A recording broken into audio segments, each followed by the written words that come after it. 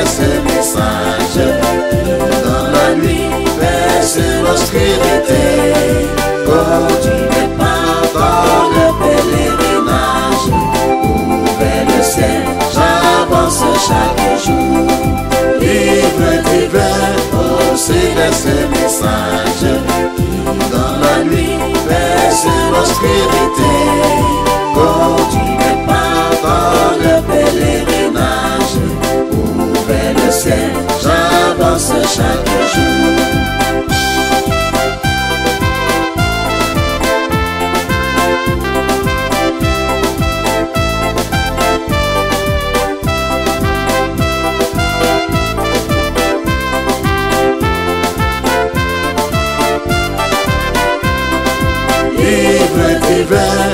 Aussi laisse un message. Non, jamais tout seul. Non, non, non, non, non, non, non, non, jamais tout seul. Jésus, mon sauveur, me garde. Jamais ne me laisse tout seul. Non, jamais tout seul. Non, jamais tout seul. Jésus mon sauveur me garde. Je ne suis jamais tout seul.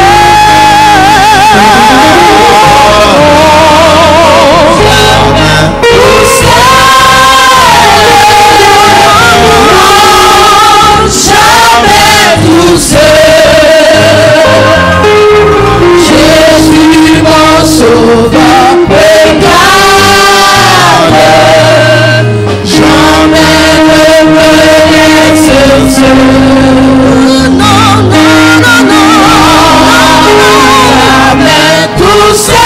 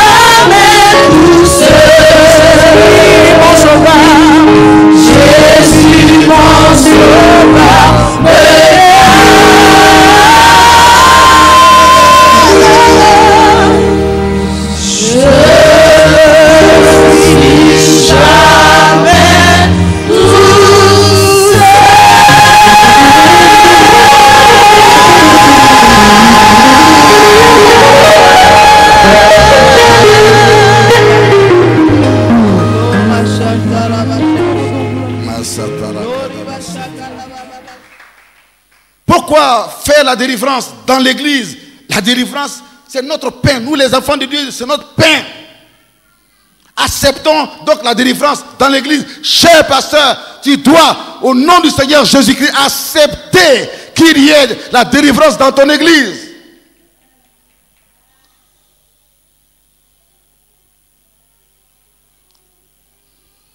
Parce que les œuvres du diable doivent être combattues, et non seulement combattues, mais détruites. Jésus nous a donné le pouvoir de combattre les œuvres du diable, de combattre le diable, mais de détruire ses œuvres. Éphésiens 6, verset 12, 1 Jean 3, verset 8. Tout ça, c'est dans la Bible. Nous avons des promesses qui nous garantissent. Nous avons la parole de Dieu qui nous garantit dans ce ministère. Pourquoi faire la délivrance? Parce que la délivrance apporte le développement. Allez-y comprendre. La délivrance apporte. Quand une personne a été délivrée des liens, quand Jésus il a ressuscité Lazare, il a dit à ses apôtres, prenez cet homme, déliez-le. Ça veut dire, faites maintenant sa délivrance, brisez les liens et laissez-le aller. Il faut qu'elle aille chercher du travail. Quand elle a du travail, il va se marier. Qu'est-ce qu'il est en train de faire? Il va avoir des enfants. Il va avoir 2 voitures. Il va construire une maison. La délivrance apporte le développement. La vie de certaines personnes, de nombreuses personnes, n'a changé que lorsque elles ont accepté un jour d'aller à la délivrance et que la délivrance s'est opérée. Sinon, elles ont essayé d'une manière ou d'une autre. Il y a la connaissance intellectuelle, il y a tout. Mais ces personnes n'arrivaient pas réellement à posséder leur développement. Il a fallu que des liens quittent leurs mains. Il a fallu que les démons les relâchent. Il a fallu que des mains obscures les relâchent. Pourquoi faire la délivrance? Mais parce que la délivrance apporte non seulement le développement, mais parce qu'il y a beaucoup d'imperfections dans l'église. Il y a beaucoup d'imperfections dans l'église. Il marche bien aujourd'hui, une semaine après, il chute. Il marche bien aujourd'hui dans le Seigneur, une semaine après, il chute. Il n'est pas trop maître de sa démarche en Christ. Parce que sa vie est perturbée par un esprit qui suit la personne. Il y a des gens qui sont suivis par des morts. Ils voient les parents seulement, ils voient les parents chaque fois qu'ils dorment, chaque fois qu'ils dorment. Mais dans la réalité, non, tu n'es pas avec tes parents. Ce sont les démons qu'on appelle les esprits familiers qui prennent tout simplement la forme de tes parents, la voix de tes parents et qui parlent avec toi et qui envoient la nuisance sur ta vie, c'est-à-dire que sur ton lendemain, quand tu vas te réveiller, tout est gâté. Tout meurt autour de toi, devant toi, tout meurt. Sur le plan financier, le travail, et ainsi de suite, et voir. Et comme en Afrique, on adore les morts, on adore les cimetières, on interroge les morts. Même avant de les enterrer, on les interroge.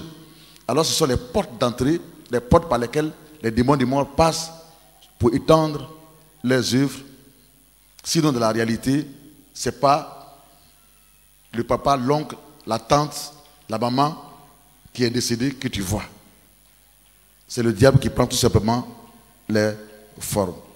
Donc, ce mélange fait que quand quelqu'un vient à l'église, il est accompagné par ses esprits étrangers. Il a donné sa vie à Jésus. Il est accompagné par ses esprits étrangers. C'est la raison pour laquelle Jésus a donné la délivrance. Quand tu viens en Christ, que tu as donné ta vie à Jésus dans l'église, ou bien à la maison, tu as donné ta vie à Jésus, tu l'as accepté. Mais entre nous, tous tes problèmes ne sont pas réglés. Tu es seulement né de nouveau, ton esprit est né de nouveau. Mais toi-même, là, la manière dont tu es là, tes cheveux là, si tu ne les payes pas là, c'est comme ça que ça sera toujours. Ça ne veut pas dire que j'ai donné ma vie à Jésus, aussitôt net, je deviens un blanc, ou bien mes cheveux deviennent lisses, ou aussi. Non! Toi maintenant, tu as des efforts à faire. Et ce que tu ne pouvais pas faire, tu peux le faire maintenant. Parce que Jésus est en toi. Donc, tu peux maintenant, tu dois maintenant aller à la délivrance. Il faut donc qu'il y ait un groupe de délivrance dans l'église, un ministère, une équipe de délivrance dans l'église, même si le pasteur n'a pas un don de délivrance, s'il n'a pas un ministère de délivrance, c'est très simple. Ou bien il va chez quelqu'un qui a un don de délivrance pour prendre des enseignements, ou bien il envoie, n'est-ce pas, un ou deux de ses pasteurs, ou bien de ses chrétiens qui fait confiance, et les envoie auprès d'un homme qui exerce la délivrance. Ils vont à l'école biblique de cet homme, ou bien ils vont apprendre, et quand ils reviennent, et à leur tour, qu'est-ce qu'ils font? Ils enseignent, c'est un groupe de personnes composé d'hommes et de femmes, environ 20 personnes, environ 10 personnes, ils leur inculquent Il a un culte, c'est savoir. Et on les appelle équipe de délivrance. On les appelle groupe de délivrance. Le pasteur prêche, quand il finit, eux, tout le monde s'en va à la maison. Ceux qui veulent la délivrance, ils restent dans l'église. Et puis, le ministère de délivrance commence par fonctionner, par agir, par se mettre en action, pour libérer tous ceux qui sont sous l'oppression du diable. Donc, celui qui vient et qui est suivi de beaucoup de génies, c'est dans l'église qu'il y a la solution. Ce n'est pas à l'hôpital. Ce n'est pas à l'hôpital. Pourquoi faut-il faire la délivrance? Parce que la délivrance apporte la vie. La délivrance apporte la vie. Pourquoi faut-il faire la délivrance? Parce que la délivrance apporte la prospérité. Pourquoi faut-il faire la délivrance? Parce que, on fait la délivrance parce que le troupeau, c'est-à-dire que les brebis du Seigneur ont besoin de délivrance. On n'est pas systématiquement heureux quand on donne sa vie à Jésus. Non. Il y a des gens, la parole de Dieu peut les transformer, Dieu merci, aussi facilement, ainsi de suite, tout ça. Mais il y a des gens qui ont des origines bizarres, des origines terribles, qui viennent des familles où l'adoration des génies, où la sorcellerie est trop forte. Mais ceux-là qui sont donnés à Jésus, il y a beaucoup de liens qui doivent être brisés. Sinon, leur vie chrétienne ne sera pas trop une vie chrétienne de victoire. Et parce que certains anciens, certains diacres, c'est-à-dire que certains responsables dans les églises sont aveuglés. Sont aveuglés. Mais quand quelqu'un, il va jusqu'à s'opposer, comment dirais-je, au pasteur, il va jusqu'à s'opposer à la vision du pasteur, il va jusqu'à faire des clans, c'est parce qu'il est aveuglé. Et la plupart des rébellions relèvent des anciens, des diacres, des gens à qui on donne des responsabilités, que le pasteur donne des responsabilités dans l'église. Donc il faut la délivrance. Quand quelqu'un il est délivré et qu'il est responsable, il voit bien clair. Il marche dans la lumière et il marche dans la vision de l'église, parce que qu'est-ce qui nous réunit? C'est le Christ, hein? Et la vision qu'il a donnée à son serviteur. C'est ça qui fait qu'on s'y reconnaît. Alléluia. L'homme de Dieu dit, le 4, Dieu merci, nous allons faire une fête d'action de grâce pour exprimer notre reconnaissance au Seigneur. Que tout le monde soit en blanc. Toi tu viens, tu es en rouge. Non, tu n'es pas dans la communauté. Tu n'es pas dans la communauté, tu n'es pas dans la communion de notre église. Tu es différent, tu es un étranger. Tu ne marches pas dans la vision de l'homme de Dieu. Tu ne respectes pas l'homme de Dieu. Tu ne respectes pas sa vision. Tu fais ce que tu veux. Amen. Pourquoi la délivrance? Parce que certains pasteurs ont besoin de délivrance. Certains hommes de Dieu, eux-mêmes, ont besoin de délivrance. La délivrance, c'est à tous les niveaux. Et parce qu'il y a trop de jalousie et de concurrence dans l'église. Vous direz, moi je ne vois pas. Ok. C'est parce que vous n'avez pas encore été béni. Mais quand vous allez être béni et que vous allez inviter un frère chez vous à la maison, le lendemain, vous allez voir comment il va parler avec vous, comment il va marcher avec vous. C'est difficile que certains félicitent leurs frères, plus loin même leurs soeurs, plus loin même leurs maris, plus loin même leurs femmes. Mais si ma femme ne peut plus me féliciter, et si mon mari ne peut plus me féliciter, quelle est ma place à côté de lui? Quelle est ma place? Ce sont les autres au dehors qui vont me féliciter. Alors que, allez-y comprendre, c'est que une appréciation, une félicitation apporte dans la vie de quelqu'un. De quelqu'un. Nous avons travaillé, écrit les livres, on a enseigné, on a formé beaucoup de pasteurs, sans savoir qu'on faisait grandes choses, alors qu'il y a des spécialistes qui étaient là, qui nous suivaient dans tout ce qu'on faisait. Au moment où on ne s'attendait pas. Ou peut-être l'ennemi nous dit que, mais il mettait le doute en nous, il dit que quel travail de Dieu tu fais là? C'est là que une lettre vient, et dans laquelle on nous invite, et puis on nous dit que en cette année-là. Vous êtes le meilleur pasteur écrivain d'Afrique. Vous êtes le meilleur pasteur panafricain de la formation biblique, théologique et pastorale. Quel élan de la chose. Raison pour laquelle on doit être en joie et remercier l'Éternel. Parce que ça fait un boom. Ça te donne envie de travailler, ça te réjouit, ça t'encourage. Si vous ne félicitez pas votre pasteur après avoir reçu des messages pour votre délivrance, vous verrez que Dieu te garde. Je continuerai toujours de prier pour toi. Ne serait-ce qu'un message SMS. Parce que, honnêtement, les écailles sont en train de tomber de mes yeux. Parce que ce n'est pas tout le monde qui peut prêcher ces messages. Ça fait 10 ans que je suis chrétien. Je n'ai jamais entendu ça. Mais ces messages me concernent. Ça me positionne, ça me repositionne. Mais nous avons tous besoin de félicitations, d'encouragement. On ne doit pas être que des consommateurs sans rendre. Et croire que c'est lui qui le fait et qui travaille, oh, c'est parce qu'il est fort, il est puissant. Non, on peut être fort, c'est vrai, mais avoir des faiblesses. Des moments aussi de faiblesse. Raison pour laquelle Dieu peut utiliser quelqu'un, mettre à cœur, dans le cœur de quelqu'un. Il vient faire une offrande. Ce n'est pas pour que je dise le message du dimanche dernier. L'offrande que j'ai fait le dimanche, ce n'est pas suffisant. Moi, je vais faire une offrande spéciale. Est-ce que vous suivez? Parce que voici le déclic que ce message a apporté dans ma vie. C'est les félicitations. Ça encourage l'homme. Il se sent aimé, il se sent assisté, il se sent compris, il se sent soutenu. C'est comme cela que la vie fonctionne. Les félicitations, c'est important. Mais pourquoi on ne le fait pas? Parce qu'il y a trop de jalousie dans l'église entre les chrétiens, quand les chrétiens, les pasteurs et les chrétiens. Et si un autre pasteur, il ne vous donne pas des enseignements. S'il est jaloux, non, il ne veut pas que vous ayez tous les codes, toutes les clés, tous les secrets. Comme ici, on prend le temps, vous enseigne jusqu'à 2, 3, 4 messages. À chacun maintenant de pouvoir retenir et conserver. Mais ce qui est sûr, les clés sont données.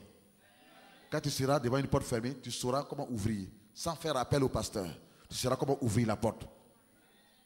Par la foi, par la connaissance. Et par quoi? Les messages que tu reçois. On acclame le Saint-Esprit.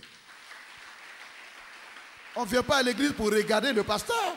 Pour le regarder. Mais on vient pour s'instruire. On acclame le Seigneur.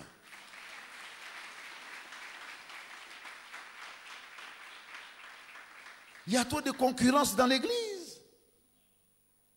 Si tu as acheté une voiture, n'achète pas la voiture parce que ton frère a acheté la voiture, tu veux le concurrencer. Donc tu veux acheter une voiture qui est mieux. Non. Non. Achète une voiture parce que le besoin se présente. C'est tout. C'est tout. Mais il y a trop de concurrence dans l'église. Tu achètes une chaussure parce que tu veux te comparer, tu veux comparer ta chaussure à la chaussure de l'autre dans l'église, ça ne va pas. Tu as acheté ton habit parce que tu veux te comparer à l'autre, ça devient de la concurrence. Et parce qu'il y a tout cela. Mais tout cela, c'est quoi? On appelle ça les œuvres du diable. Le diable influence beaucoup de personnes, mais surtout beaucoup d'enfants de Dieu. Donc on n'a pas besoin forcément de dire, oui, esprit de concurrence sort. Mais ce que je prêche déjà là, c'est la délivrance. La délivrance, c'est d'abord un changement de mentalité. Pour changer de mentalité, il faut comprendre et assimiler. Assimiler ce que l'on comprend. Assimiler ça à qui? À soi. À sa nouvelle manière de vivre. Sa nouvelle manière de comprendre les choses. C'est-à-dire que ça doit agir maintenant, que pas dans ton mental, mais aussi dans ton comportement et dans ton attitude. Alors, ton professeur, ou bien les spécialistes, ou bien tes amis diront, il a assimilé ce qu'on enseigne. Il a assimilé réellement ce qu'on enseigne. Non seulement il comprend, il écoute et il comprend, mais il a adopté cela et il a adapté cela à son comportement. C'est ça l'assimilation.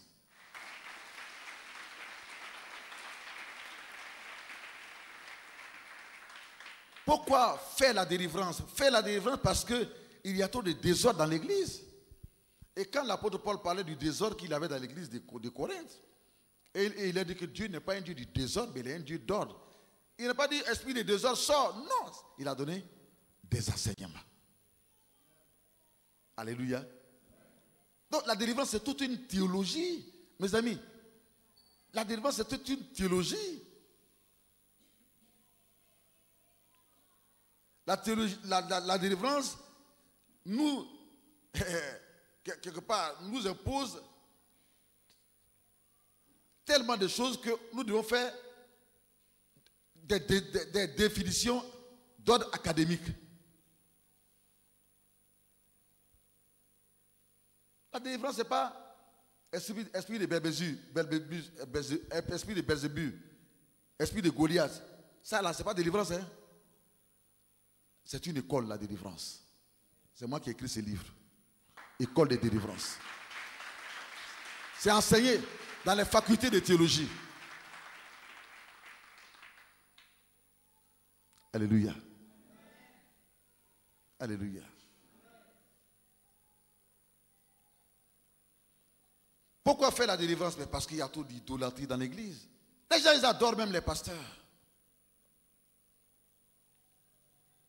Il y a trop d'idolâtrie dans l'église. Trop d'idolâtrie. Photos de pasteurs ici, photos de pasteurs ici, photos de pasteurs dans les rues, photos de pasteurs partout, photos de pasteurs ici, photos de pasteurs. C'est trop d'idolâtrie. On est fatigué de tout ça. On veut voir Jésus, s'il vous plaît. On veut venir à cause de Jésus, s'il vous plaît.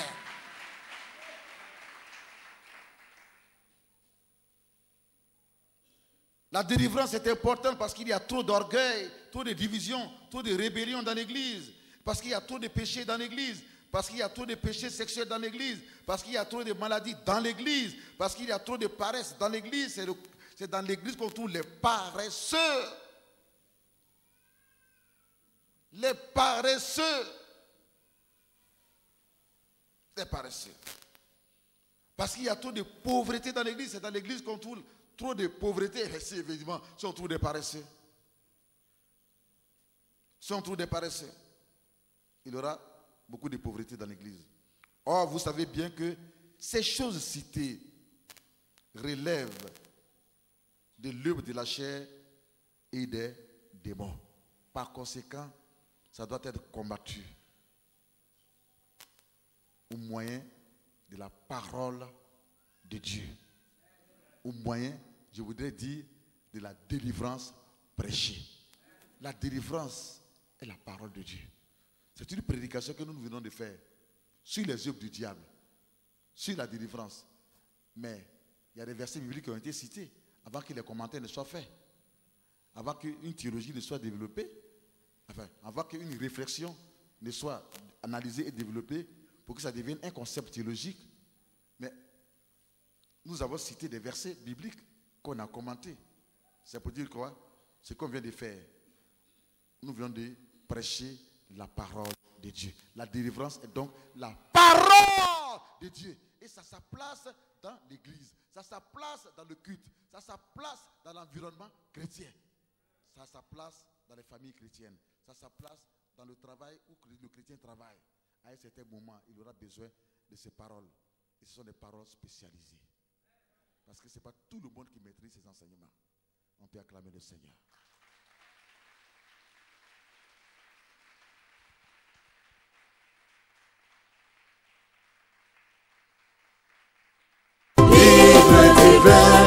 Aussi laisser message dans la nuit, verser l'obscurité. Quand tu n'es pas dans le pèlerinage, ouvert le ciel, j'avance chaque jour. Livre divin,